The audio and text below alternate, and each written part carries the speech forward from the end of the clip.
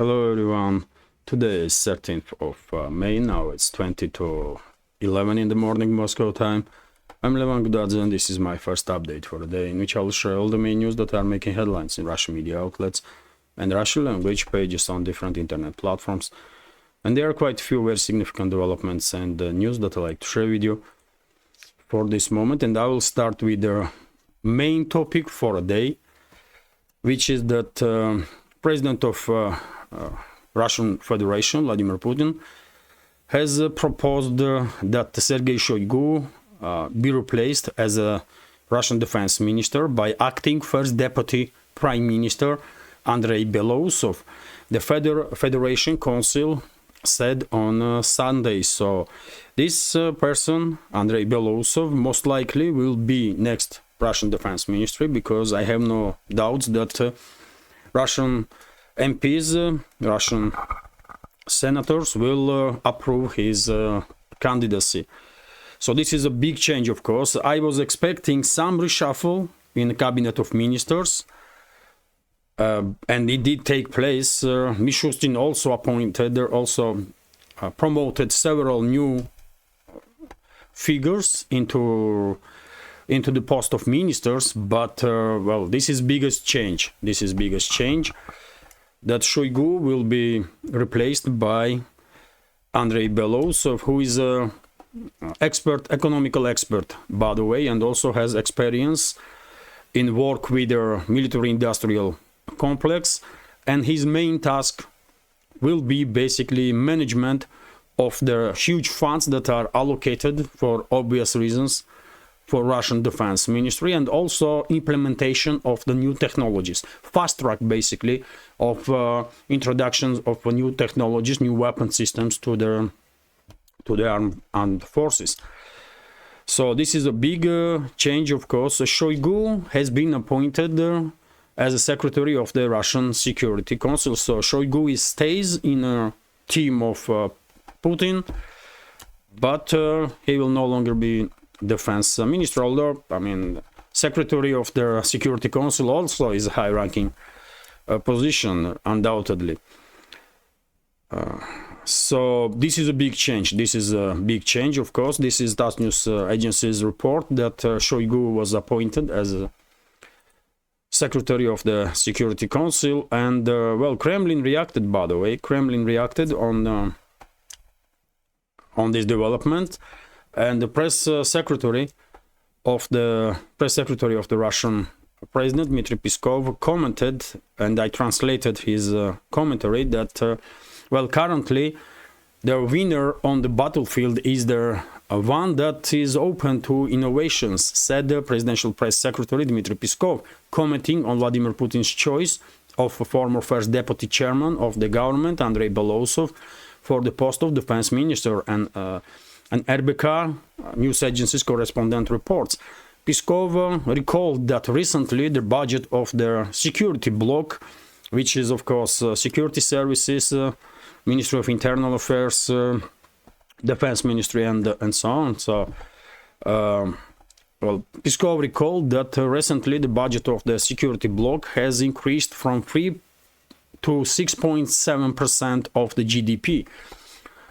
For well-known reasons, we are gradually approaching the situation that was in mid-80s, when the share of the cost for this security bloc was 7.4% of the GDP. This is not a critical, but it is extremely important.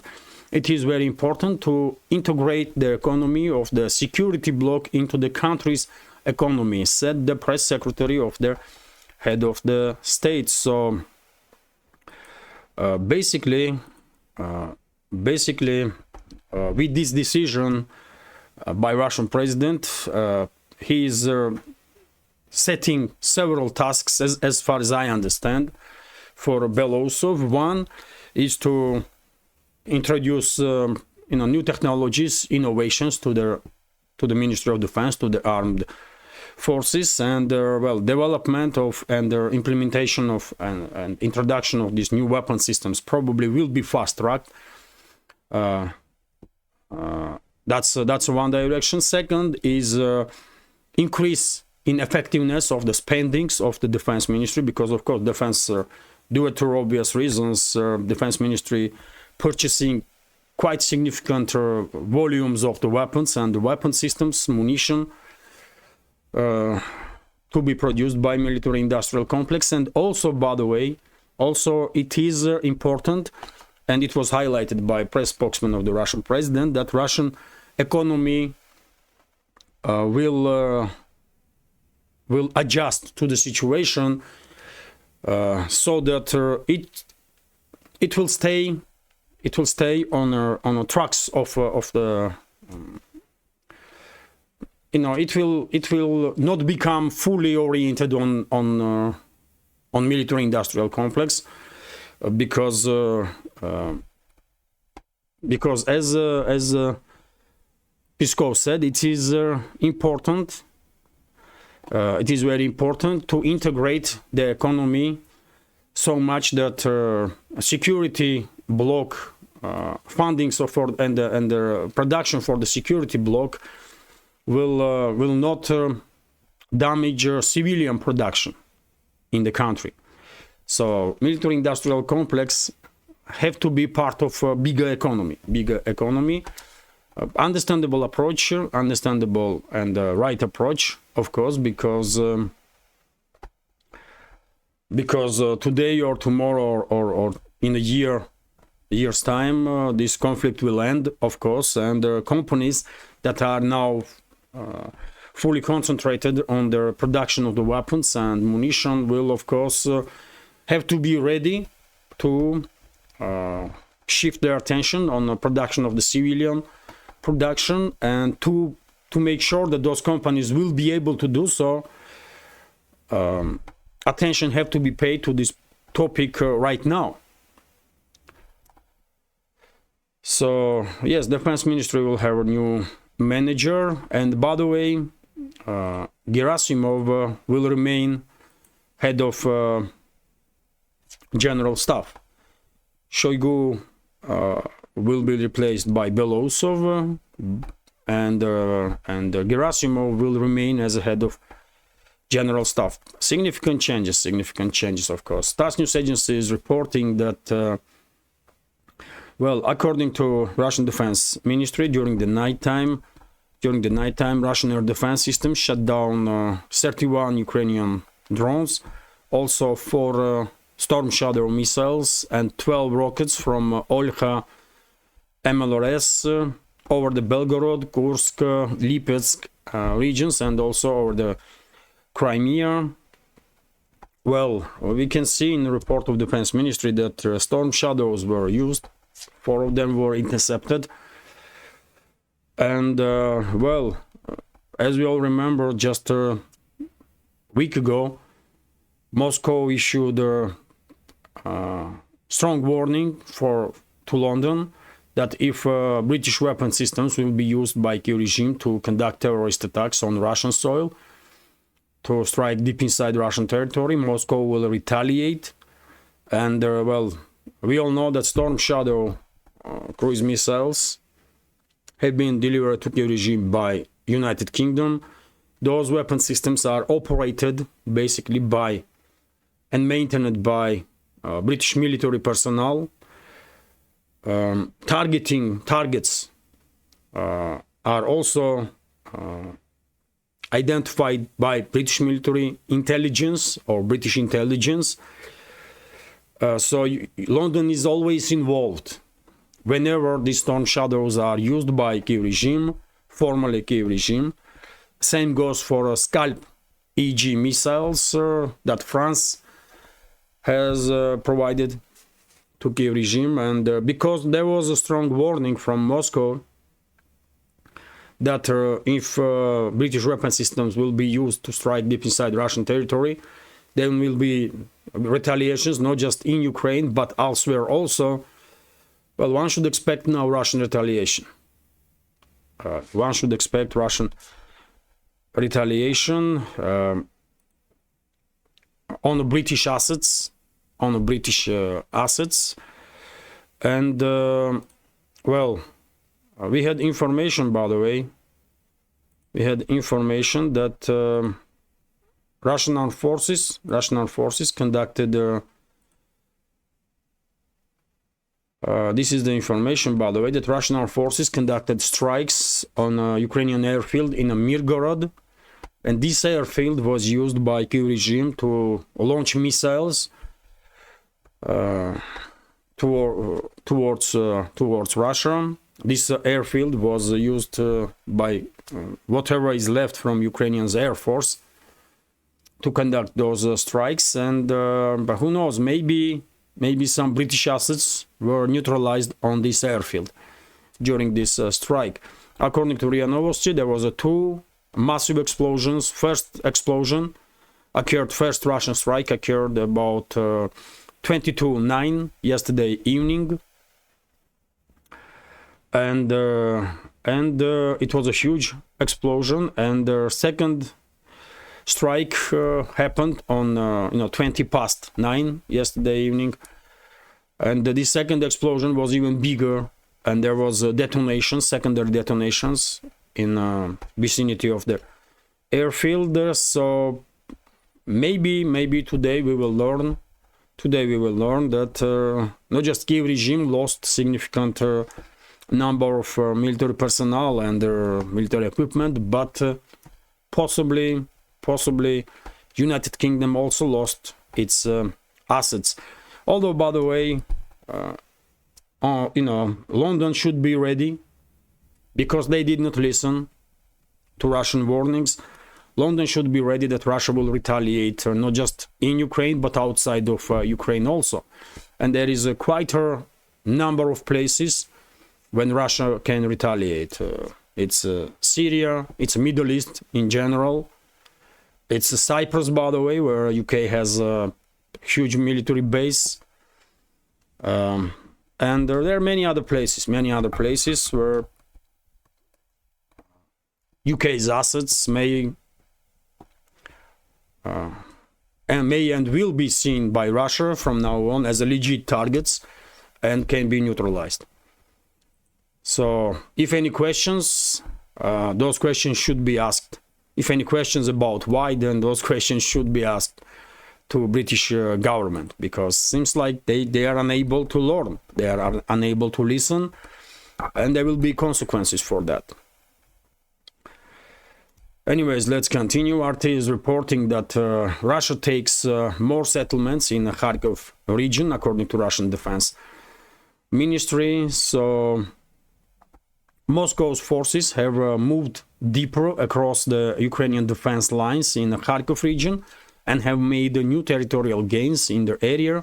The Russian Defense Ministry has reported the villages of Gatishe, Krasnaye, Morokhovets and Aleinikovo have been liberated from Kiev's forces, the ministry said on Sunday. So Russian progress continues all along the front line.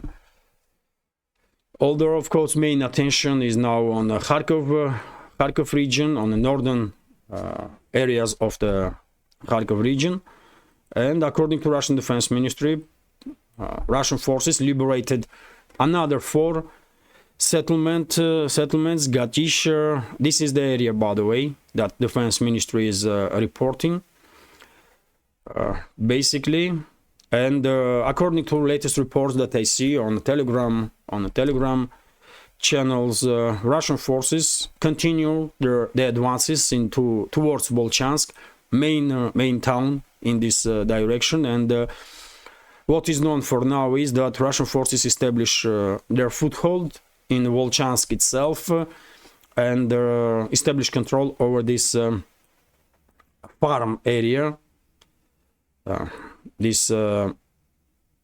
Farm areas, and I guess if that's the case, then I guess few streets right next to farm areas also are under Russian control. I guess it will not take too long for Russian forces to establish control over the northern part of Volchansk. This town is divided by this small river.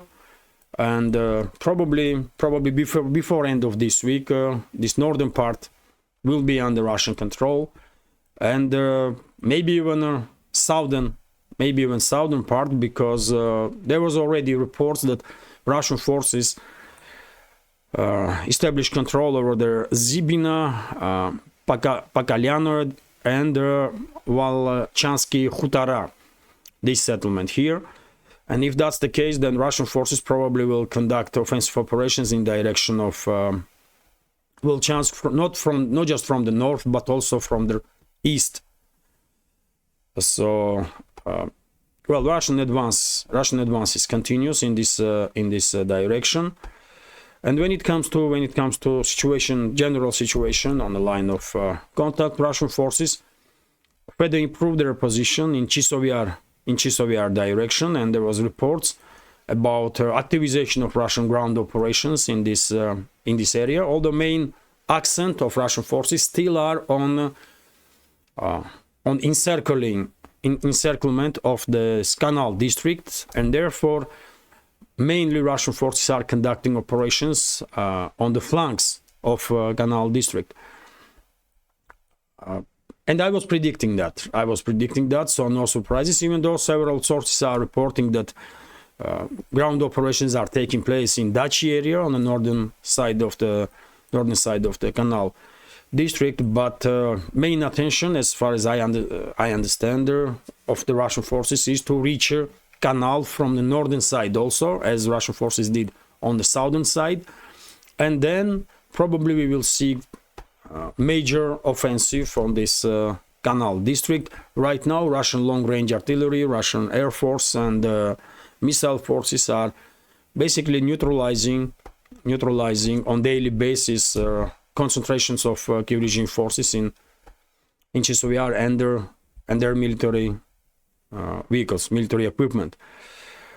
Also, by the way, Russian forces are active again in Klishchevka direction on the southern flank of Bakhmut, and well, according to several experts, military experts, it is highly likely that Russian forces will basically conduct further intensify offensive operations, local scale offensive operations in Klishchevka, Andreevka areas, and will push Ukrainian units on the western side of this irrigation channel that is dividing not just Chisovyar but also located here, not far away from these two settlements, Andreevka and Klishchevka. Also, by the way, further confirmations of the Russian progress in Krasnogorovka on the southern flank of the Donetsk sector. And well, as you can see, under Kiev regime now only this part of the Krasnogorovka, northern western part of the village. Although this is basically 1-2 floor buildings, this is private housing area or dachi area, we may say. So therefore I don't think it will take long for Russian armed forces to basically establish full control over the Krasnogorovka, and Russian forces also are conducting offensive operations in direction of Kalinova, this settlement on the northern side of Arkhangelskaya. And well, situation is under full Russian control on Avdiivka sector, on Donetsk sector, just about everywhere, by the way. Initiative is in Russian hands, and despite many attempts of Kiev regime to regain initiative on any of the lines, any of the directions, they are unable to do so. And this is it for a short summary. By the way, I remind you that military channels are providing much greater volume of information. If you want to learn in details what is going on the line of contact on daily basis, I will continue with some other news now. And next is a report from RIA Novosti about terrorist attack that Kiev regime conducted on Belgorod yesterday as a result of missile strike from the Kiev regime apartment building was partially one part of the apartment building, high-rise apartment building, was basically totally destroyed. I shared on my Telegram video footage of strike and the collapse of this section of the high-rising apartment building. And as a result of this terrorist attack, according to RIA Novosti, 13 civilians died and dozens are injured. Yet another terrorist attack from Kiev regime. They are using long-range weapon systems to conduct terrorist attacks on Russian cities, on Russian settlements in Belgorod, Kursk, and there's some other regions. While frontline is there, and they can try and fight Russian forces, but they cannot do nothing with Russian forces. They are cowards. They are cowards, by the way, terrorists, mass murderers, and cowards. And because they are unable to achieve any success on the battlefield, that's their response. They are conducting terrorist attacks and killing civilians. This is the face of the Kiev regime, and this is the face of the Western backers of those terrorists. And Lenta.ru is reporting, by the way, that just yesterday Belgorod was shelled 5 times. Residential areas of the Belgorod yesterday was shelled 5 times. That's what Kiev regime does. Of course, Western media outlets not gonna report about it, obviously. Or if they will say something, most likely they will blame Russia. But well, I don't know, man. Maybe somehow Western societies will wake up and realize that their governments are supporting mass murderers and terrorists that are conducting terrorist attacks against civilians on daily basis. Maybe one day Western society will wake up. I don't know. TASS news agency is reporting that, well, on northern parts of Kharkov region during the Russian offensive operations, about 300 Ukrainian terrorists have been exterminated from Kraken terrorist formation, and also from these Ukrainian proxies that are operating as if they are based on Russian citizens that choose to fight on side of Kiev regime. There are some traitors that had Russian citizenship, but went to Ukraine to fight on the part of Kiev regime. Few dozens of them also have been exterminated. And well, Kraken itself, which is a special, this terrorist group, by the way, is in Ukraine called Special Forces of the main intelligence directorate of the GUR, of the Ministry of Defense of Ukraine, which is led by terrorist and mass murderer Kirill Budanov. And this Kraken was, basically smashed strongly by Russian forces during this local scale offensive operations to create this buffer zone on the northern part of Kharkov region. And they lost, those terrorists, by the way, Ukrainian terrorists lost about 300 of their personnel. Vzгляд newspaper is reporting that head of Ukraine's general staff, Syrsky, acknowledged that there is a difficult situation in the Kharkov region, on the northern side of the Kharkov region. On initial stages, like on the first day and second day, Kiev regime was trying to act as if nothing is happening, but now they are acknowledging that, well, something is happening there, for sure. And Syrskyi is acknowledging that they are a difficult situation for Kyiv regime. Well, but more than a dozen of settlements have been liberated by Russian forces. I mean, so it's more and more difficult for Kyiv regime not to acknowledge that something is definitely happening there, and Russia is successfully building a buffer zone. Although, by the way, also interesting news is reported by some Telegram channels that there's some confrontation in Ukraine now between Syrskyi and Budanov.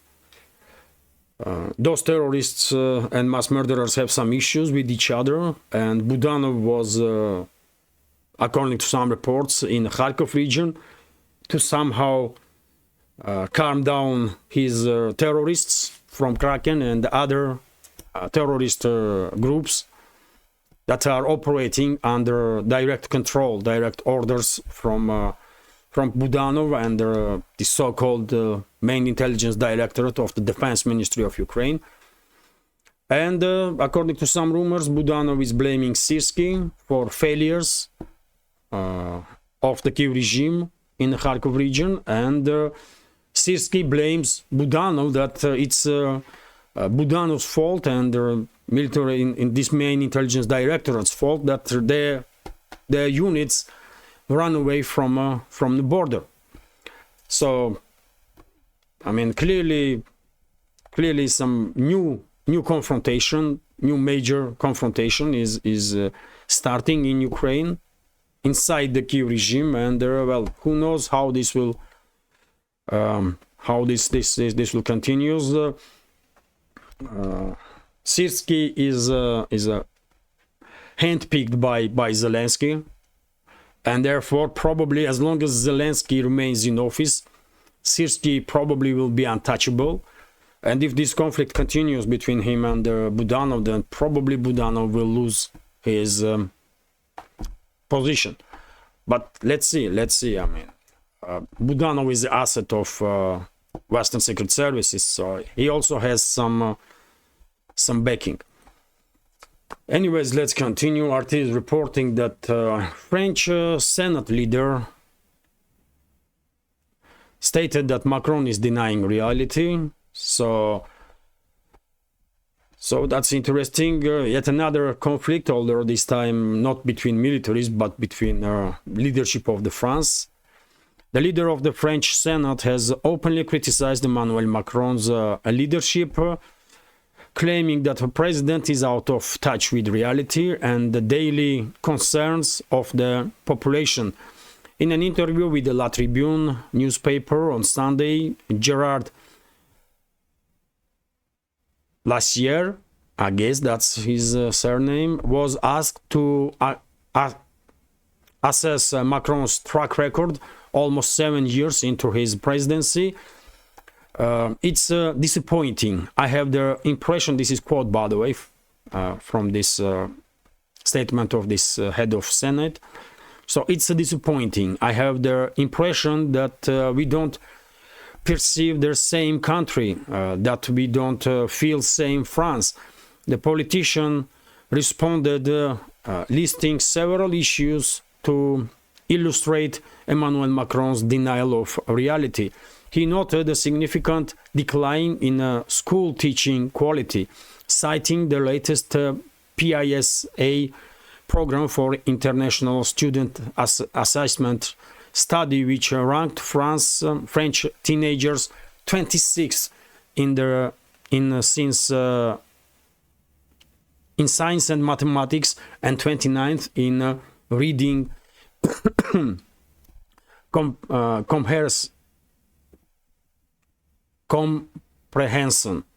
comprehension. It's not just a story of money and resources. There is a problem of transmission of values, respect for the authority of the teacher, preservation of secularism, particularly among the public, Lassière argued. He also pointed to healthcare, saying it remains a very big concern for the French, with the hospital system becoming increasingly bureaucratized. Although we are the country with the highest rate of public spending, our health system has deteriorated profoundly. The Senate President noted, adding that with the hospitals stated with staffed with 34% non-medical administrative personnel, millions of French people are forced to seek private medical care every year. Last year also pointed to lack of state authority with an escalation of street violence, urban unrest, drug trafficking, defense and law enforcement, and overall deterioration of the country's crime landscape. All of this creates distrust. I am not saying the government has not tried. I am not saying it's simple, but this prohibits any exercise of self-satisfaction. The Senate leader concluded. Well, quite a critical words from leader of the Senate in France, well, they choose such a leader and such a government, and that's the consequences, really. And I guess this is just the beginning. This is just the beginning. France, French leadership, French political class definitely lost touch with reality, and instead of concentrating on internal issues that France has, they are trying to position themselves or France as some sort of, I don't know, empire on a political map or major player, which France is not and will never be, like it or not. And therefore, of course, when government's attention is shifted towards irrelevant, of course, country will deteriorate. Situation in the country will deteriorate, and that's exactly what was said by this person, head of Senate. They chose. I mean, society in France. I don't know why, for what reason, but they chose to have a mentally ill president and mentally ill individuals in the government. And I mean, if they want this way, then I mean, that's what they get. RT is reporting that, and I'm not exaggerating, by the way. I'm not trying to insult Macron or no, man. I'm not insulting nobody. Mental illness is a very serious issue and should be treated by medics, obviously. And I really believe that Macron and his prime minister, his foreign minister, and many others in his cabinet, in his government, are mentally ill people. I really believe so, and I have reasons to say that. I read quite a number of times the statements of those people. I have some, opinion on them, and I think that they really are mentally ill individuals. It is what it is. Anyways, and they should be treated, not celebrated and not promoted for their illness, but they should be treated. That's only right approach, I guess. When someone needs medical assistance, this medical assistance should be provided. That's the right way, by the way. At least outside of collective West, because in the collective West nowadays mental illness is celebrated and presented as something normal, and craziness is applauded and all that stuff. And outside of collective West, I mean, rest of us, we just feel sorry for West that this is happening there. None of us are happy about it. I mean, we just feel sorry because it's sad to see all that stuff. Anyways, let's continue.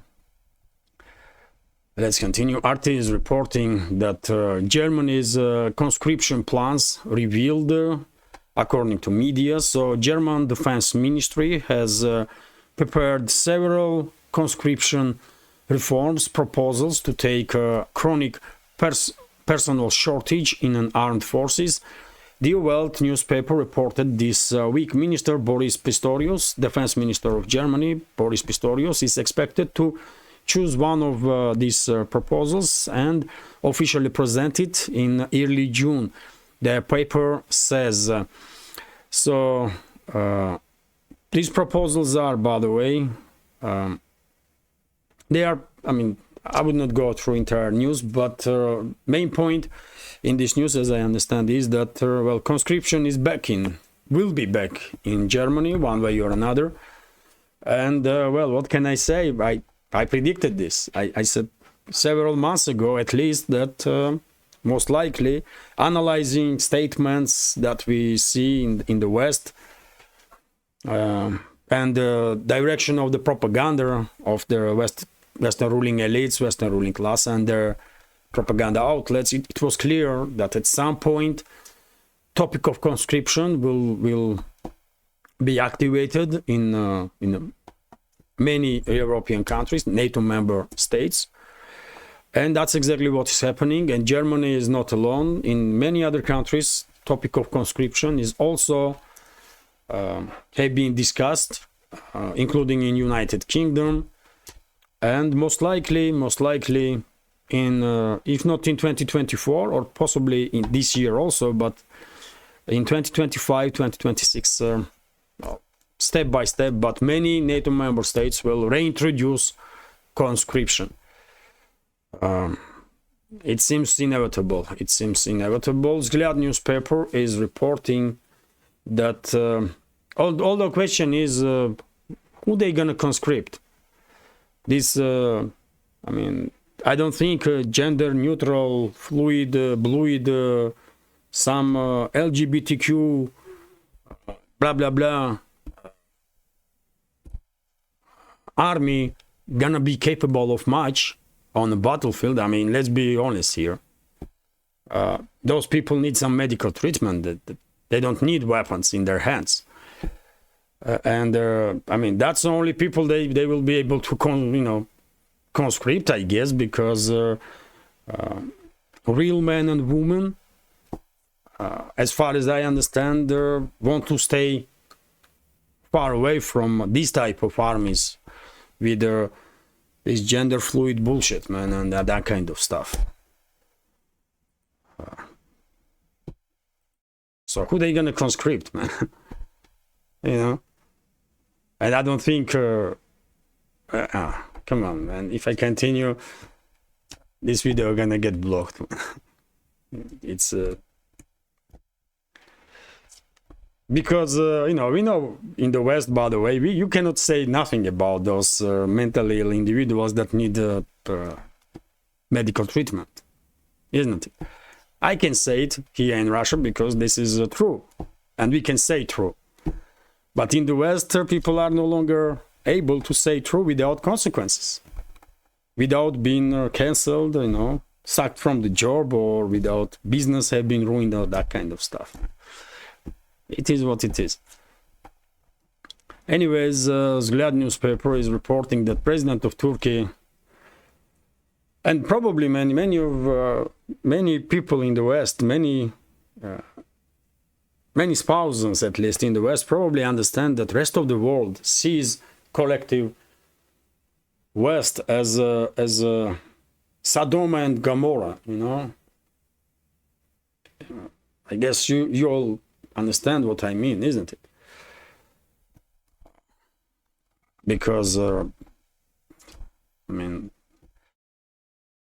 anyways, man. Vzglyad newspaper is reporting that Erdogan, president of Turkey, spoke about why his visit to US was postponed, and he said that well, he will not go to US to have a meeting with the Biden because of the busy schedule of his and busy schedule of the Biden. So that's quite interesting. Of course, there were speculations that Turkish president will not go to US, and this meeting was planned on 9th of May, by the way. So he did not go to US, and of course there are speculations now that relationships between Ankara and Washington deteriorated even more significantly than it was expected. And most likely this is the case. Most likely this is the case. Probably Turkish president, by not going to US, also demonstrates that I mean, he's opposing Washington's policies towards Middle East, Washington's support of Israeli actions in a Gaza Strip. So this step also is for domestic use, also for domestic use, to highlight for his own people that you know what, I disagree what they are doing there, and therefore I'm to demonstrate it, I would not go and talk to them. Although officially reason is, of course, that what Erdogan says, that both presidents are just too busy. Okay. TASS news agency is reporting that in Tbilisi, by the way, capital of Georgia, some 20 individuals have been arrested on yesterday evening during the protests against a law about foreign agents. Okay. Unfortunately, attempts to destabilize Georgia continues, and even president of Georgia, by the way, I mean, president of Georgia plays a role to destabilize country and to sacrifice country, basically, because she's an asset of CIA. Salome Zurabishvili. She is an asset of CIA, and she's criticizing government. She's threatening government, and Georgia is a parliamentary republic, so therefore prime minister has all the powers. President has nominal position, basically, but still she can do some stuff, including veto some bills that parliament is adopting, and she is once again threatening government and the ruling party that she will veto this bill about foreign agents that's supposed to be voted in a third reading tomorrow, by the way. Although ruling party in Georgia is determined to go ahead with this implementation of this law, and they have enough numbers in the parliament, I believe, to overcome veto of the president.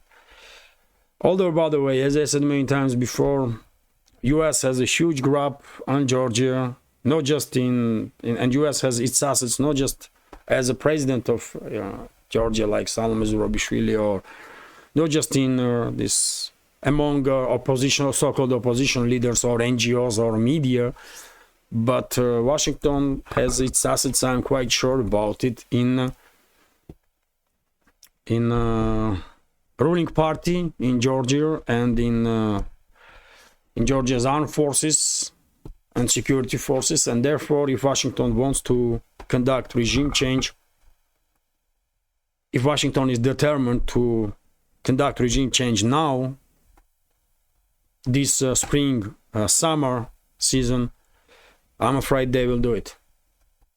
They have enough grip, and it seems like Georgian government is not willing to do whatever it takes to secure Georgian society, because some very unpleasant steps should be taken to secure Georgia. But current government of Georgia is trying to play this Western game by Western rules, and of course they don't have a chance to beat Washington in a game that Washington invented, with rules that Washington invented.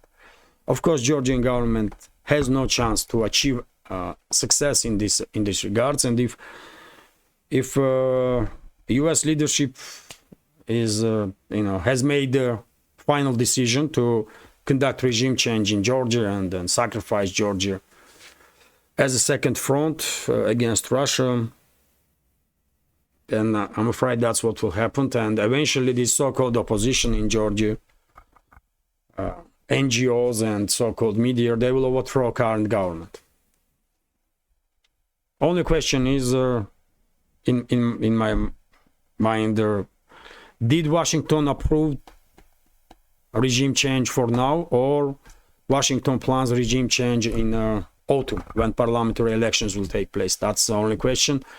For Georgian government to be successful to defeat these anti-Georgian forces that are run by US mainly, or by ruling class of the West, to defeat these anti-Georgian forces, I mean, official Tbilisi needs to take some drastic measures about it.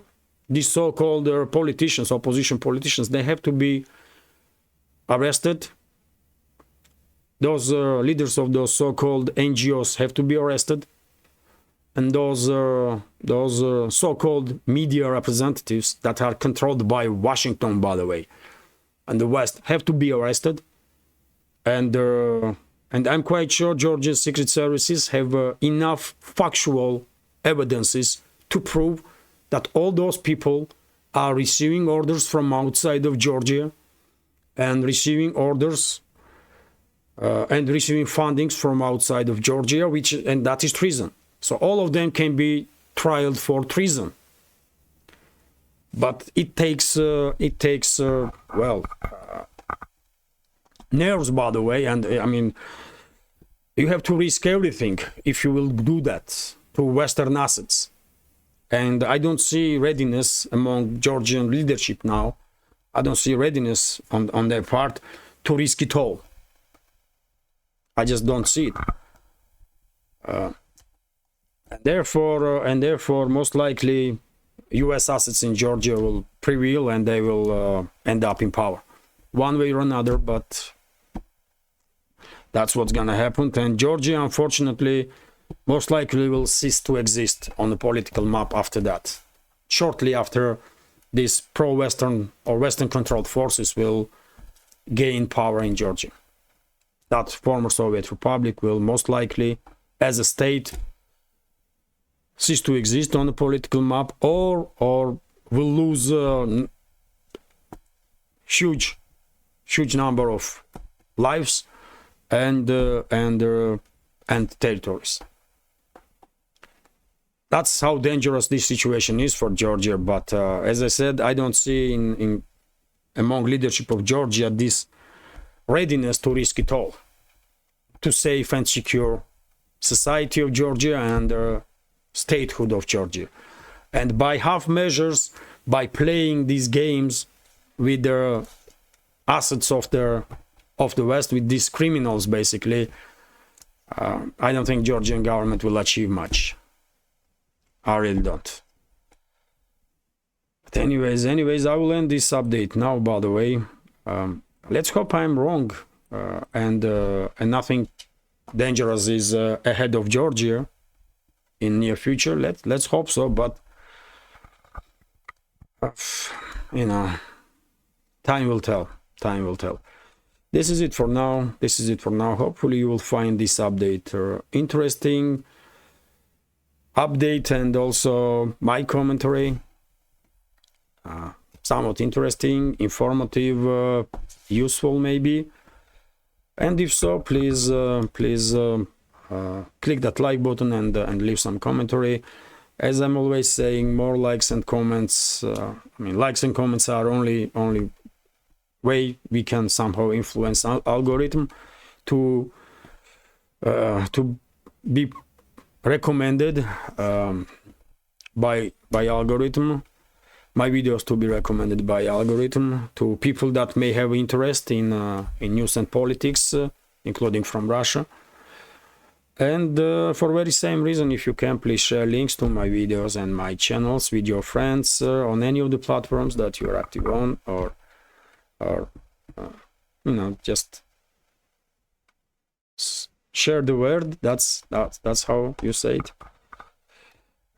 So yes, and finally, if you like this channel, if you find this channel interesting, and if you think it deserves to exist in this field of political commentary and news, Please consider to support my work with small donations through PayPal, Boosty, or by subscribing to my Patreon page. All the links are under this video in the description box and in the pinned comment. This is it for now. Have a great day. And dear friends, sorry, maybe at some points I was like too emotional. I apologize for that. After all, I mean, I'm human also, so I know nobody's perfect, isn't it?